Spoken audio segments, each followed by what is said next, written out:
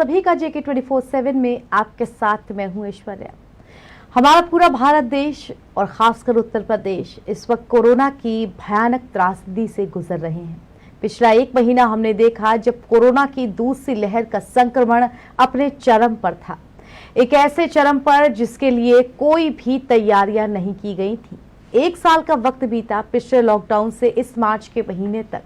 कहा गया कि तैयारियां युद्ध स्तर पे की जाएंगी, दूसरी लहर के लिए हम तैयार हो रहे हैं, हम भारतवासियों में इम्यूनिटी बहुत अच्छी हो रही है।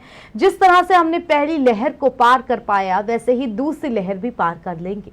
हालांकि उस वक्त लगातार दुनिया के दूसरे देशों में महामारी बड़े स्तर पर फैल रही थी। ऐसे में देखते हुए इस बात का आकलन शायद नहीं कर पाए गए हमारे स्वास्थ्य विभाग की तरफ से या और सब लोगों की तरफ से कि दूसरी जो मार है कोरोना की वो इतनी भयावह तरीके से आएगी।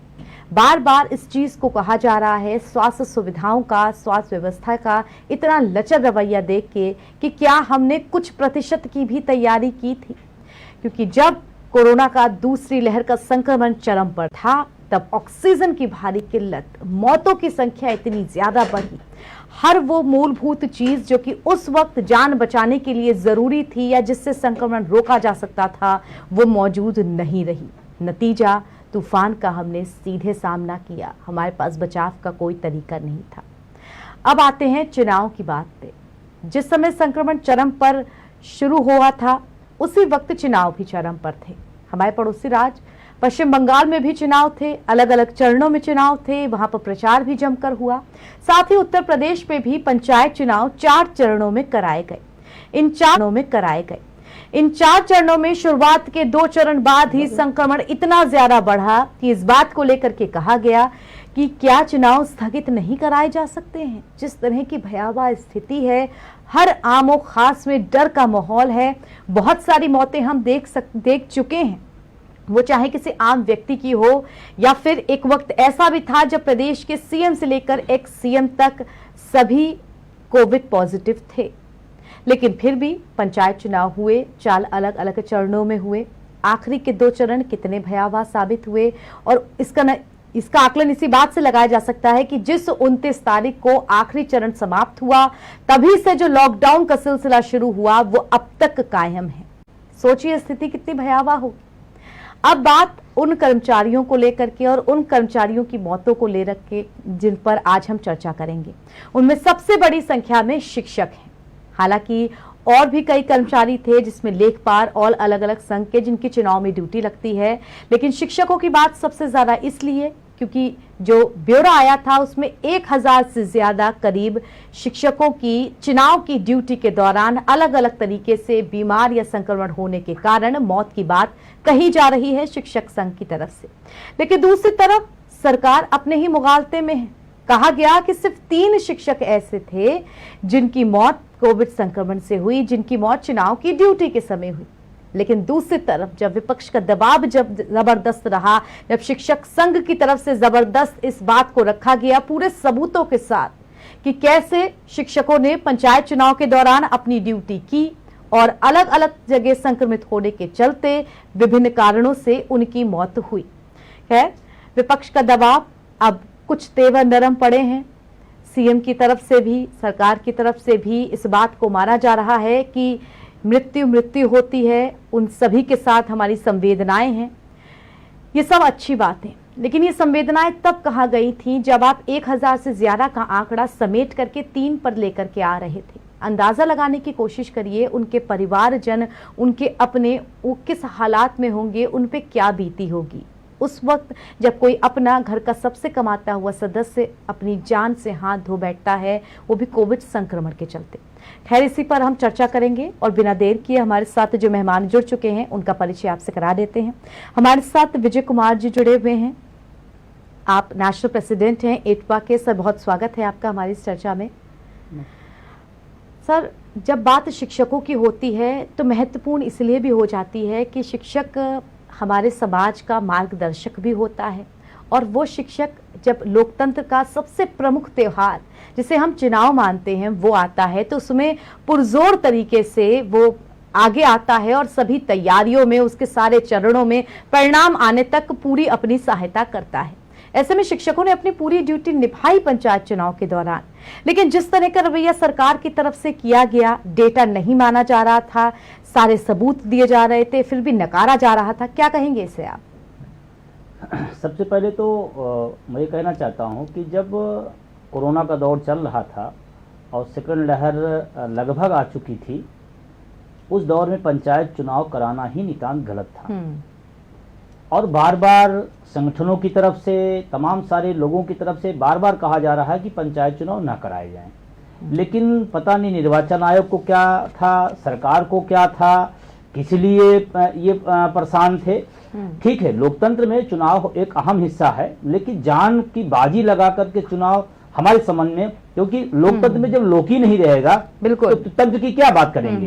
तो सबसे बड़ी गलती तो निर्वाचन आयोग सरकार की रहे कि चुनाव कराना, वो पूरी तरह गलत था। और लगातार हम लोगों ने पत्र लिखा है, ये मेरा मुख्यमंत्री जी को पत्र हुआ है, ये मुख्यमंत्री जी को पत्र लिखा गया है, और उसके बाद निर्वाचन आयोग को लिखा गया, तमाम सारे पत्र लगातार दिए जाते रहे, लेकिन कहीं कोई संज्ञान नहीं लिया गया।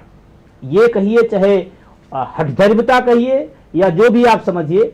लेकिन उसके बाद मतगणना की बात आई। मतगणना में लगभग सारे एक तरफ से, और आप सब ने, मीडिया के साथियों ने भी देखा होगा, चुनाव की जो व्यवस्था थी, जो अराजकता थी, जो भीड़ थी, वो तो कोरोना को फैलाने का वो तो मटेरियल सरकार ने दे दिया, निर्वाचन आयोग ने दिया। अगर मैं तो कहता हूं कि अगर यहाँ पर सबसे ज्यादा कोरोना का प्रकोप बढ़ा तो वो चुनाव की वजह से हो रहा, उसकी जिम्मेदारी निर्वाचन आयोग सरकार को लेनी पड़ेगी।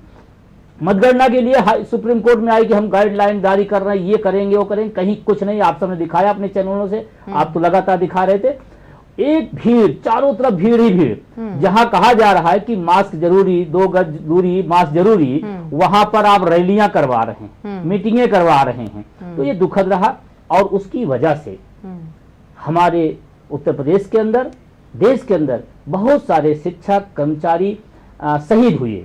शहीद इसलिए मैं कहूंगा कि जब सरकार को पता है, निर्वाचन आयोग पता है, उसके बाद आप भेज रहे हैं, तो इसका मतलब शहीद ही हुई है, और सरकार उसको भी मानने तैयार नहीं है। अभी मैं आता हूं आंकड़े की, जो आंकड़ेबाजी चल रही है, और उससे ज्यादा दुखद क्या हुआ, किसी तरह से किसी का सुहाग उड़ा, किसी के बच्चे अनाथ हुए, किसी के बूढ़े माँ बाप की आंखों का जो सहारा था, उनके जीवन का सहारा वो चला गया, ये सारी हुई, और अंधेरा छाया उन घरों में। उसके बाद ये पीड़ा, ये दर्द, और मैं आपसे बताना चाहता हूं कि जिन घरों में ये घटनाएं घटी हैं, मैं इसलिए कह रहा हूं कि कोई 60, 70 साल का जाना सबके लिए अखरता है, दुखदाई होता है, लेकिन फिर भी जब कोई 25 साल का, कोई 28 साल का, कोई 30 साल का, कोई 35 साल का जाता है, तो वो सिर्फ एक व्यक्ति नहीं जा रहा है, एक पूरे समुदाय, एक पूरे परिवार का जो सपना था, जो एक भविष्य होता, वो चला गया।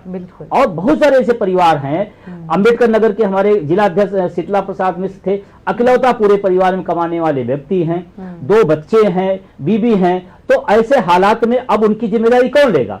और उस समय जब सरकार को खुद बिना कहे पहल करके आगे आना चाहिए कि चलो जो घटना दुर्घटना हुई उसके लिए हम क्षमा चाहते हैं, और इन परिवारों की जिम्मेदारी मेरी है। और हम बार बार कहे कि आप कम से कम जो घटना हुई उसका दुख व्यक्त करिए, उस पर तकलीफ महसूस करिए, बल्कि आप उल्टी जो है आप हेड़ेबाजी दिखा रहे हैं। उन्हें 1 करोड़ रुपए का सहायता राशि दी जाए, उनके परिवार को सारी नौकरी दी जाए, उनके बच्चों की निःशुल्क पढ़ाई की व्यवस्था सरकार अपनी जिम्मेदारी पर ले, ये बहुत बड़ी जरूरत है। दूसरा एक सवाल और आया, जो नए लड़के बिल्कुल हैं, जो एनपीएस एक व्यवस्था बनाई है एनपीएस के अंदर, वो पुरानी पेंशन के अंतर्गत नहीं, तो उनको पेंशन भी नहीं मिल रहा, जीपीएफ भी नहीं मिल रहा, तो वो लोग बेचारे जो एनपीएस से पैसा कटा, सरकार उनको भी जब्त कर ले रही है। बड़ा अजीबोगरीब स्थिति है पूरा का पूरा। और एक बात और कहूंगा, जो शिक्षक सबकी गणना करता है, मतगणना, जनगणना, जितनी गणना आती है वो करता है, और उसकी गणना सरकार नहीं कर रही। जो सबके घरों में उजाला पहुंचाता है, प्रकाश पहुंचाता है, उसके घरों में अंधेरा हो गया। ये स्थितियां बहुत ही खराब हैं, और सरकार को उस पर निश्चित रूप से बड़ी जिम्मेदारी के साथ, अगर मीडिया चैनल या विपक्ष के लोग मामला उठा रहे हैं, तो सरकार के लिए तो अच्छी बात है कि जहां कमियां उसको सही करे, और बार बार यही डिमांड हो रही है। बिल्कुल, यहाँ पर विजय जी जिस तरह से झांसी के जो डीएम है उनकी तरफ की जो चिट्ठी लिखी गई थी, वो चिट्ठी जो लीक हुई, उस चिट्ठी से ही जो सारे सबूत है वो साफ नजर आते हैं। जितना मैं समझ पा रही हूँ इस चिट्ठी में एकदम साफ आंकड़े लिखे हुए हैं कि सिर्फ झांसी में, वो भी 8 मई तक, जब तक का आंकड़ा इसमें लिखा गया है, 8 मई तक सिर्फ झांसी में शिक्षक, शिक्षा मित्र और अनुदेशक, अन्य कर्मचारी जिनकी मृत्यु किसी न किसी कारण चुनाव के दौरान, चुनाव की ड्यूटी के आसपास हुई, उनकी कुल संख्या इसमें 36 दी हुई है। यानी कि 36 की संख्या सिर्फ झांसी में है। अंदाजा लगाइए कि केवल 3 का आंकड़ा किस तरह से सरकार दे सकती है। क्या ये अपनी इमेज को बचाने की कोशिश थी या फिर जबरदस्ती का थोपा हुआ एक आंकड़ा था कि हम जो बताएंगे वही मानोगे, या फिर जनता के बीच वो आंकड़ा ना पहुंच पाए जो शिक्षक संघ रखना चाह रहा है? किस तरह की इमेज अपनी बनाना चाह रही है सरकार यहाँ पर? मुझे तो ये जब आंकड़ा सामने आया कि 3 लोगों को रखा गया है, जहां हजारों लोग शहीद हो गए, वहां 3 लोगों को, मुझे तो दुख होता है इस प्रशासनिक व्यवस्था पर, मुख्यमंत्री की उस टीम पर जिन्होंने इसको लाया, और माननीय शिक्षा मंत्री जी खुद एक शिक्षक रहे हैं, बेसिक शिक्षा मंत्री माननीय सतीश द्विवेदी जी खुद शिक्षा मंत्री रहे हैं। उसके बाद इस तरह के आंकड़ेबाजी, और पब्लिक देख, रोज प्रिंट में छप रहा है, रोज आप लोग मीडिया के माध्यम दिखा रहे हैं, और जिले जिले में कहीं 10, 20, 25, 50, 100, 200 की स्थिति पैदा हो रही है। और अभी मैं बार बार कह रहा हूं, ये आंकड़ा भी जो आया है, लिखित में जो आंकड़े आए हैं, वो भी बेसिक के शिक्षकों के हैं, अभी सारे आंकड़े नहीं आए। अभी नगर निगम की मैं बात कर रहा था, नगर निगम हमारे साथियों ने कहा कि सर हमारे 23 लोग चले गए। अभी इंजीनियरिंग डिपार्टमेंट की हमारी बात हो रही थी, वो लोगों ने कहा सर हमारे यहाँ 27 से ज्यादा लोग चले गए। तो अभी जो आंकड़े बढ़ेंगे, अभी आंकड़े तो जो हैं ये अभी इससे दूने होंगे। मुझे दुख इस बात का है कि इतना संवेदनशील मामला, और दुख इस बात का, अगर शिक्षक जो पढ़ा लिखा बुद्धिजीवी वर्ग होता है, कर्मचारी पढ़ा लिखा, उसके साथ आप हेरफेर करें तो जो अनपढ़ गंवार बेचारे लोग हैं उनके साथ आप क्या कर रहे होंगे, इससे अंदाजा लगाया जा सकता है। बिल्कुल, तो ये तो बिल्कुल संवेदनहीनता है। और अब इसे लेकर के सरकार बैकफुट पे आई है, माना है इस चीज को कि मौत मौत होती है, हमें सबके साथ संवेदनाएं हैं। हमारे संवाददाता गौरव पांडे हमारे साथ जुड़े हुए हैं इस पर। गौरव, जिस तरह से सरकार की तरफ से कहा गया सिर्फ 3 लोगों की मौत हुई है, हालांकि शिक्षक संघ काफी पहले से करीब 1300 या 1600 के जो आंकड़े हैं वो दे रहा है, मैं एग्जैक्ट नंबर्स पे नहीं जाऊंगी, लेकिन फिर भी 3 और उस 1000 के आंकड़े में तो बहुत ही बड़ा फर्क है जो साफ दिख रहा है। झांसी के डीएम की चिट्ठी ऐसे में लीक होती है कि 36 लोग तो सिर्फ हमारे यहाँ से हैं, उनमें से 3 हटा रहे तो 33 की मौत तो लगभग कोविड संक्रमण या उससे जनित समस्याओं के कारण ही हुई है। किसे सही माने हम? क्या डीएम झूठ बोल रहे हैं, शिक्षक संघ झूठ बोल रहा है, कहां पे परेशानी आ रही है? देखिए ऐश्वर्या जी, साफ तौर पे सबसे पहली बात तो ये कि डीएम भी जो है वो सरकार के अधीन है, सरकारी तंत्र के अधीन है, तो जाहिर तौर पे डीएम की तरफ से भी कोई एक आध डीएम भले ही किसी सरकार के खिलाफ हो जाए, अन्यथा सरकारी तंत्र में बंधे होने के कारण हमेशा प्रशासनिक अधिकारी वही बोलता है जो सरकारें बोलती हैं। साफ तौर पे रही बात शिक्षक संघ की तरफ से, तो शिक्षक संघ ने बहुत पहले अपना आंकड़ा एक सूची के माध्यम से दे दिया था कि इतने लोग इस जगह से संबंधित हैं और जो चुनाव ड्यूटी के दौरान कोरोना की चपेट में आकर के उनकी मृत्यु हो गई है। ऐसे में सरकार को ध्यान देना चाहिए, या सरकार को पूरी तरीके से लिस्ट भी सौंपी गई थी, लेकिन सरकार ने साफ तौर पे तानाशाही रवैया अपनाते हुए स्पष्ट तौर पे कहा कि किसी प्रकार से कोई डेथ हुई नहीं है, और जो हुई है वो सिर्फ 3 शिक्षकों की हुई है। उनके बाद बेसिक शिक्षा मंत्री भी आते हैं, वो भी बयान देते हैं कि जितने भी शिक्षक संघ के पदाधिकारी बयान दे रहे हैं, जो लिस्ट दे रहे हैं, पूरी तरीके से फर्जी है।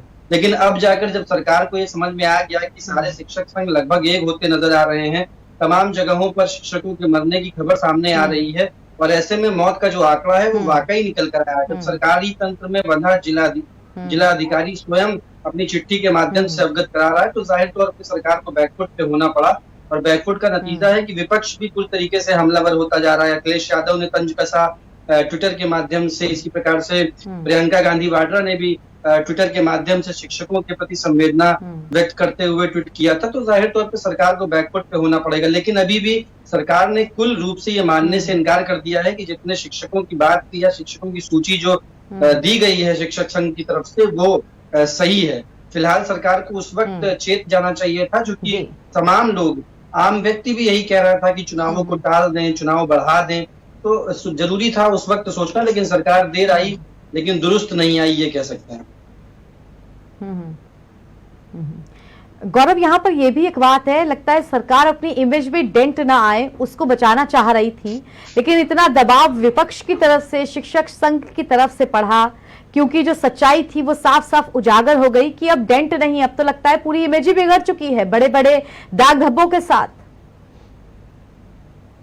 बिल्कुल, देखिए जाहिर तौर पे बड़े बड़े दाग धब्बे तो सरकारी कार्यकाज में, सरकार की कार्यप्रणाली में बहुत समय से लगते ले आ रहे हैं शुभा जी। लगातार आप चाहे राजनीतिक समीकरणों में देखें, चाहे अब कोरोना काल में देखें, अब विकास दुबे के समय से देखेंगे तो लगातार कार्यप्रणालियों पर सवाल उठते रहे हैं, और जिन जिन सवाल उठाए हैं उन पर ज्यादातर देशद्रोह और तमाम तरीके के मुकदमे भी लगते रहे हैं। ऐसे में सरकार के खिलाफ बहुत कुछ विपक्ष में बोल पाना विपक्षियों का काम है, जो लगातार अच्छी भूमिका भी निभा रहे हैं इस वक्त। अखिलेश यादव हों या कांग्रेस के तमाम पदाधिकारी हों, प्रदेश अध्यक्ष अजय कुमार लल्लू हों, उन्होंने भी तमाम टीचरों के यहाँ जाकर के मुलाकात करी जिनकी कोरोना के समय पे मृत्यु हो गई है। तो ऐसे में सरकार जरूर अपनी इमेज को बचाए रखने के लिए हर साम दाम दंड भेद हर तरीके से सामने आकर के खुद को बचाना चाहती है। लेकिन अब जब इस प्रकार से डीएम की चिट्ठी लीक होगी, या उनके खुद के विधायक सांसद कौशल किशोर ने हाल ही में मुख्यमंत्री से मांग की थी कि इस तरीके से चुनाव टाल दें, न जाने कितने बैंक कर्मियों की मृत्यु हो गई, न जाने कितने नगर निगम कर्मचारियों की मृत्यु हो गई, न जाने कितने शिक्षकों की मृत्यु हो गई, तो ऐसे में सरकार अब जाकर के चेती है। लेकिन फिर मैं वही कहूंगा कि देर आए लेकिन दुरुस्त नहीं आए, और अभी कोरोना का टाइम चल रहा है, तीसरी लहर आने वाली है। ऐसे में सरकार को चेतना चाहिए और आने वाली इस तरीके की राजनीति से फिलहाल तो बचना चाहिए। विजय जी, यहाँ पर प्रश्न आपसे, जब शुरुआत में ही ये आंकड़ा प्रस्तुत किया गया था शिक्षक संघ की तरफ से, करीब करीब उसमें शिक्षक और बाकी सारे जितने अलग विभिन्न कर्मचारी मिलाकर के करीब 2000 लोगों की जो पूरी एक लिस्ट थी वो सौंपी गई थी, लेकिन उस वक्त यानी कि शुरुआत से ही इस चीज को माना नहीं गया सरकार की तरफ से। वो दिन है और आज का दिन है, करीब करीब 15 दिन का वक्त बीत चुका है। अब जाकर के जब दबाव इतना ज्यादा बढ़ा है तब भी माना नहीं गया, लेकिन हाँ जब ये समझ में आया कि शायद गलती हमारे पक्ष से हुई है तो बस एक छोटा सा आप कहें जारी कर दिया गया कि हाँ हमारी संवेदनाएं सबके साथ है, एक मृत्यु भी मृत्यु होती है, हम सबका ध्यान रखेंगे। लेकिन बड़ा सवाल ये है कि इस चीज को पहले ही क्यों नहीं मान लिया गया, जबकि सबूत के साथ आप लोग ये चीजें रख रहे थे। देखिए, सबसे पहली बड़ी बात है कि कोई भी सरकार होती है, चाहे प्रदेश की हो चाहे देश की होती है, वो जैसे परिवार में गार्जियन होता है वैसे प्रदेश और देश के लिए प्रधानमंत्री मुख्यमंत्री गार्जियन होता है। वो तत्काल सरकार जो गार्जियन होती है, और गार्जियन का काम है कि जो दर्द है, जो पीड़ा है, उसको सुने और समझे। लेकिन इस सरकार ने हठधर्मिता एकदम रखी है, कोई बात किसी को सुनना नहीं है। मैं कहता हूँ कि अगर संगठनों ने कहा, शिक्षक कर्मचारियों ने कहा तो सुनना चाहिए। दूसरी चीज जो सबसे बड़ी बात आ रही है कि आपने पंचायत चुनाव में लगा तो दिया आपने, क्या किसी का टेस्ट हुआ, क्या किसी को आपने सुविधाएं स्वास्थ्य की किटें पहुंचाई, क्या किसी को वैक्सीन लगवाई? आप पता लगा लीजिए, जिनके भरोसे पूरी व्यवस्था है उनको खुद आज तक वैक्सीन नहीं है। मैं अभी पढ़ रहा था कि डॉक्टरों को आज जो डॉक्टर हमारे लिए भगवान बने हुए हैं सबके लिए, उनको भी 2-3% लोगों को मात्र वैक्सीन में लग पाई है। तो अगर आप प्रॉपर व्यवस्था कर देते तो चलो होता कि आप संवेदना हैं, लेकिन सवाल ये है कि पता नहीं मुख्यमंत्री जी को कौन सलाह देता है, कौन अधिकारी लोग हैं जो एक पूरा आभा मंडल क्लियर करे रहते हैं कि सब कुछ बढ़िया, अच्छा है, बेहतर है। तो वो आदम गोडवी की वो जो कविता लाइन है वो बहुत ही बिल्कुल सटीक होती है कि आपके फाइलों की जो रंग है वो गुलाबी है, लेकिन गांव के जो मिजाज है वो बिल्कुल दूसरे हैं। बिल्कुल उसी तर्ज पर सरकार गई। हाँ, लेकिन अभी भी जो आया है एक शिगुफा, हम अभी भी कह रहा हूं, बड़ी जिम्मेदारी का शिगुफा है। क्या कहा गया कि निर्वाचन आयोग से मुख्य सचिव जी बात करेंगे, और बात करने के उसमें नियमावली में क्या, कुछ नहीं। ये भी एक प्रकार से क्या है, ये धोखा दिया जा रहा है। मैं कहता हूं मुख्यमंत्री जी सर्वोसर्वा है, सरकार सर्वोसर्वा, सरकार डिसीजन ले कि जो लोग भी गए हैं हम उनको अनुदान देंगे, सहायता राशि दे देंगे, उनके परिवार के लोग नौकरी देंगे, और 1 करोड़ रुपए हम सहायता देंगे। निर्वाचन आयोग कहां से आ गया उसमें? ये तो टाल मटोल करने वाली बातें हैं। और निर्वाचन आयोग को मैं क्या कहूं, मुझे तो दुख हो रहा है, और ईश्वर करे उनके परिवार में कोई घटना ना घटे, मैं दुआ करूंगा। लेकिन शायद अगर उनके परिवार में इस तरह घटनाएं होती हैं तो जिस तरह के बयान उनकी तरफ से आए हैं बहुत ही निंदनीय है, बहुत दुखदायी है। और ऐसे नियम क्या कह रहे हैं कि ड्यूटी पे गए और आए, उसके बीच में अगर कोई घटना हो गई, पूरी दुनिया का वैज्ञानिक नहीं ढूंढ पा रहे हैं कोरोना के सिम्टम को, और हमारा निर्वाचन आयोग सिम्टम ढूंढ लिया है कि आप जाते और आते आगे तो कोरोना हुआ। अरे भाई मैं गया, गणना में गया, प्रशिक्षण में गया, ड्यूटी में गया, वहां से आया, फिर 2 दिन 3 दिन हमको ऐसा हुआ, फिर महसूस हुआ, फिर गया। और क्या करें कि वहां जाना और आना, मतलब हमको तो लगता है कि WHO को, हमारे निर्वाचन आयोग के अधिकारियों को ले जाना चाहिए अपने यहाँ कोरोना के सिम्टम को समझने के लिए। ये बहुत बड़ी बात है। बिल्कुल विजय जी, यहाँ पर ये भी मैं मूलभूत चीज समझना चाहूंगी, जब चुनाव की में ड्यूटी लगी शिक्षकों की, कोविड से पहले ये कहा जाता था कि वहाँ जो मूलभूत सुविधाएं हैं दूर दराज के गांव में वो लगभग नदारत होती हैं, जिनमें शौचालय की बात आप कह लें या फिर रहने की बात कह लें, जो खाना दिया जाता है उसकी बात कह लें, वो भी तक दुरुस्त नहीं हो पाती है। और यह कहा गया था कि वैक्सीन भी लगेगी, 2 गज की दूरी भी रहेगी। क्या मैं थोड़ा पीछे आना चाहूंगी, वो जो मूलभूत सुविधाएं थी पहले वाली, क्या वो भी इस बार आपको दुरुस्त लगी? बिल्कुल दुरुस्त नहीं लगी है, और बहुत अफरा तफरी में लोग किए हैं, कैसे कैसे कष्ट में लोग गए हैं, कैसे कैसे ट्रकों पर बैठकर लोग गए हैं, कैसे कैसे पेटियां लोग साइकिलों पर लाद कर लाए, वो सारे दृश्य दिखाई पड़े हैं।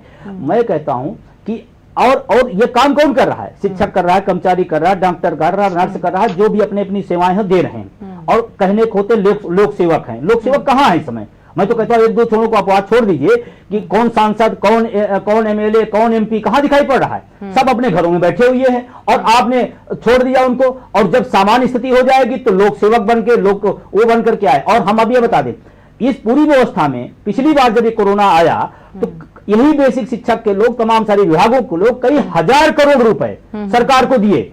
और उतने नहीं, अभी पिछले 18 महीने से DA की स्थिति पे हम लोग हैं, मतलब हमने अपने वेतन से भी दिया, सरकार की मदद किया, DA अभी तक मिला नहीं है, उसके बाद भी सेवाएं दे रहे हैं। उसके बाद भी हमको अपनी जरूरत की चीजें या जो मूलभूत चीजें हैं वो भी नहीं हमारी व्यवस्था की गई है। और अगर वो दृश्य देखेंगे, महिलाओं की ड्यूटी लगा दी गई, रात में पीठासीधी बना दिया गया। अब रात में गांव में आप कल्पना करिए, क्योंकि आप तो शहर में, हम लोग शहर में हैं, गांव में जाइए, वहां पर कहां किसके यहाँ लेडीज रुकेगी, कैसे रोकेगी? और कहना नहीं चाहिए ऐसे जी महिलाओं के लिए, कोई प्रेग्नेंट है, ड्यूटी लगा दी गई, वो निवेदन करती रही। एक तो घटना हो गई, बहुत बड़ी घटना हो गई, वो प्रेग्नेंट थी, उसको मना किया, उसने लगा दी गई ड्यूटी, और चलिए एक्सपायर हो गई। एक मेरठ की थी, उसकी शादी तय थी, उसने कहा कि सर हमारी शादी तय है, कुछ दिन बाद होने वाली, उसको लगा दी गई, कोरोना पॉजिटिव हुई, मतलब डोली उठने के पहले अर्थी उठ गई। इससे भीभत्स स्थिति क्या हो सकती है? और सब सामने हो रहा है। तो सुविधाओं का बिल्कुल टोटा रहा, सुविधाओं का कोई मतलब नहीं। सुविधाएं तो इस देश में राजनेताओं को है, अच्छी तरीके से उनको वेतन भी है, भत्ता भी है, सुविधाएं भी है, आवास, बिजली सब फ्री है। और हमारे लिए वैक्सीन नहीं है, दवा नहीं है, ऑक्सीजन नहीं है, बेड नहीं है, उनके लिए सारी व्यवस्था। कहना नहीं चाहिए, बहुत सारे राजनेता यही उत्तर प्रदेश के अंदर थे जो सीट गए नहीं, लेकिन सीट पहले से रिजर्व कर ली गई इसी दौर में। बिल्कुल। गौरव, आपसे मेरा आखिरी सवाल, जिस तरह से इस पूरे मैटर को सरकार ने देखा, करीब 15 से 20 दिन होने को आए हैं, 29 तारीख को आखिरी चरण का चुनाव हुआ था, जिसके बाद 1 हफ्ते में ही इस चीज की पोल खुल गई कि बड़े मेट्रो सिटीज के अलावा गांव, देहात और कस्बों में भी संक्रमण बड़ी तेजी के साथ बढ़ा है। उन जगहों पर ठीक 6 से 7 दिन बाद अच्छे खासे तरीके से अंदाजा लग गया कि कितने बड़े पैमाने पर संक्रमण बढ़ा। ऐसे में सरकार कहां भांपने में नाकाम रही, या फिर भांपने के बाद भी जब सच्चाई पता लग गई तो उसको छुपाने में बिजी रही? देखिए ऐश्वर्या जी, यहाँ पर मैं आपके सवाल में 2 सवाल बन रहे हैं। दरअसल पहली बात ये कि जो भी प्राथमिक शिक्षक संघ हैं या अटेवा के जो हमारे साथ गेस्ट मौजूद हैं, आपको बता दूं कि दोनों के आंकड़ों में भी बहुत अंतर है। सरकार के सामने जो आंकड़े पेश किए गए हैं वो उत्तर प्रदेश प्राथमिक शिक्षक संघ के दूसरे हैं, और अटेवा की तरफ से जो बताए गए हैं या जो ये मान रहे हैं वो आंकड़े दूसरे हैं। सरकार को भी भांपने में भी समस्या है कि आखिरकार सच क्या है। देखिए, आपदा में अवसर की बात है, राजनीति चाहे इस पहलू करें चाहे उस पहलू, दोनों ही पहलुओं पर, चूंकि राजनीति दोनों ही पहलुओं पे हो रही है। चूंकि जो हमारे साथ गेस्ट जुड़ रहे थे उन्होंने ये कहकर मना कर दिया कि हम अटेवा के साथ नहीं बैठ सकते, तो जाहिर तौर पे कहीं ना कहीं मतभेद और मनभेद भी हैं दोनों ही शिक्षक संघों में। इसीलिए दूसरे जो उत्तर प्रदेश प्राथमिक शिक्षक संघ के जो गेस्ट थे उन्होंने साफ तौर पे ये कह के मना किया कि अटेवा के साथ हमारे आंकड़े भी फिट नहीं बैठते और हम उनके साथ बैठ नहीं सकते। तो जाहिर तो प्रश्न ये भी उठता है कि आखिरकार कौन से आंकड़े सही हैं, सरकार के सामने कौन से आंकड़े वो हैं जो सही पेश किए गए हैं, अटेवा के या उत्तर प्रदेश प्राथमिक शिक्षक संघ के। दोनों ही जब अलग अलग आंकड़े पेश कर रहे हैं तो सरकार किन आंकड़ों को माने? और जब सरकार अपने आंकड़े पेश कर रही है तो ये दोनों ही शिक्षक संघ मानने को तैयार नहीं है। तो ऐसी स्थिति में सरकार के सामने भी भ्रम की स्थिति रखी भी गई है, और हो सकता है जैसा कि अभी विजय जी कह रहे थे कि सरकार के साथ जो सलाहकार हैं, हो सकता है कि वो गलत इन्फॉर्मेशन प्रोवाइड कराते हों मुख्यमंत्री को, या गलत जानकारियां या किन्हीं और सोर्सेस या उनके पास जो जानकारी होती है वो प्रोवाइड कराते हों। लेकिन सरकार के पास भी कई जिम्मेदारियां हैं, और ग्रामीण अंचल में जब कोविड फैला तो पूरी तरीके से युद्ध स्तर से कहीं ना कहीं प्रदेश सरकार ने जमकर आंगनबाड़ी महिलाओं से और तमाम लोगों से गाँव में भी जाकर के इलाज किया है, लोगों को वैक्सीन पहुंचाने का काम कर रही है सरकार फिलहाल। लेकिन प्रयासरत है, ये जरूर तय होना चाहिए कि आखिरकार इस आपदा के समय में अवसर नहीं ढूंढना चाहिए, इस आपदा के समय में राजनीति नहीं होनी चाहिए, शिक्षक संघों की तरफ से ही सही और ना ही प्रदेश सरकार के माध्यम से। जी बिल्कुल, बहुत ज्यादा जरूरी है। विजय जी, आपसे मेरा आखिरी सवाल, अब सरकार से शिक्षक संघ किस प्रकार की मांग कर रहा है जो लोग गुजर चुके हैं उनके लिए?